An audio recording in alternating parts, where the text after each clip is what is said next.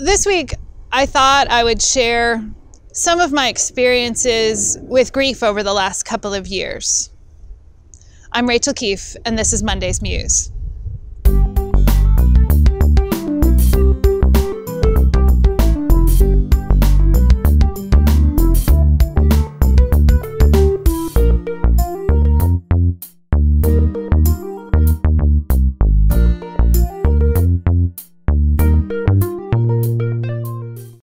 Welcome to our untamed backyard.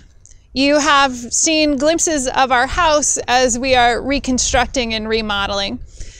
Our backyard isn't really any different. I don't think anything back here has been tended to for at least a decade. So we decided to start clearing this area here for a very special purpose. My mother died 2 years ago on April 23rd. And her request was that she be in a bio urn. And that's an urn that is biodegradable and comes with a seed pod. Now, since it had been 2 years, I didn't trust that the seed pod would grow. I am not a fabulous gardener, so there's some irony there. But we went to a nursery and settled on this little magnolia tree. Magnolias happen to be one of my mother's favorite flowering trees, and when I was in college, she actually purchased a magnolia tree to bury our favorite family cat under when he died. So there's some precedence for this. The anniversary of her death is one that is complicated and has made me think a lot about grief and how we grieve. Purchasing the tree, and then the next day, we had a 17-and-a-half-year-old cat that we had to have euthanized because her time had come.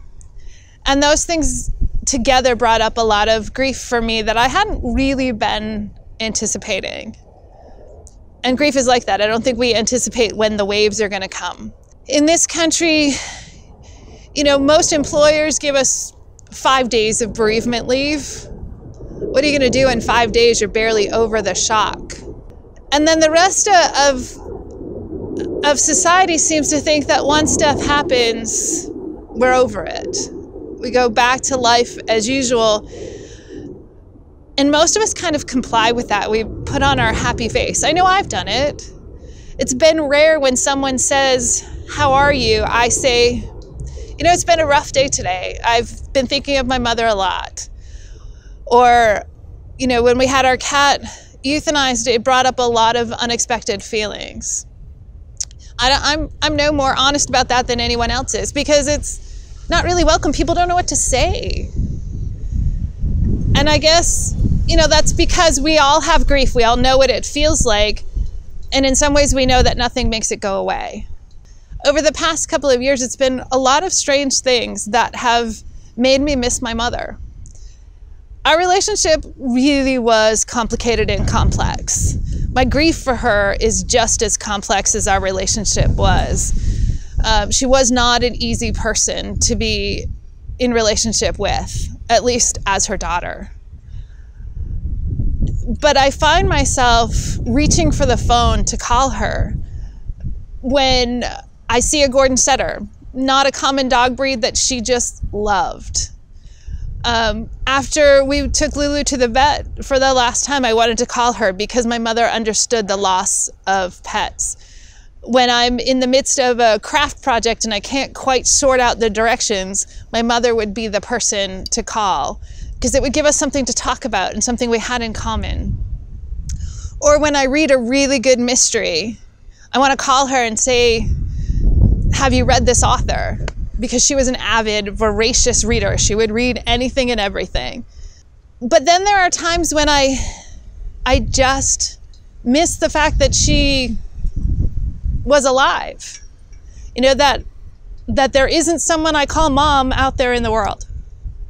And that's a weird feeling.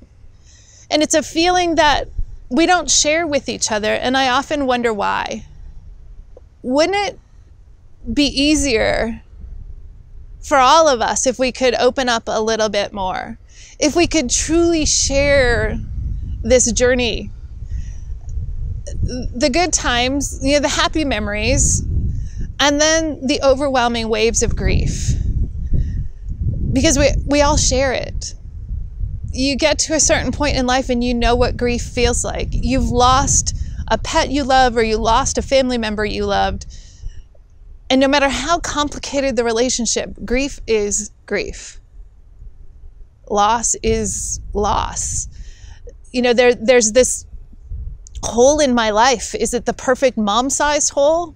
No, but it was the hole that my mother fit in, and she's not there anymore. And that makes it harder. I don't have answers, but I would encourage you, when you feel those waves of grief, to share it with someone. Share the journey, make it more real for each other, that we get to know each other a little bit better and ease one another's burdens. I share these feelings and experiences not because I have answers or the right way to grieve. Grief is different for everyone. And I don't share them because I'm not okay. I really am okay. Grief comes and goes. And as hard as it is to talk about, as hard as it is to share, grief shouldn't distance us from those around us. So I hope you heard something helpful, hopeful, normalizing, if I can say that. Thanks for joining us, and we'll see you next week.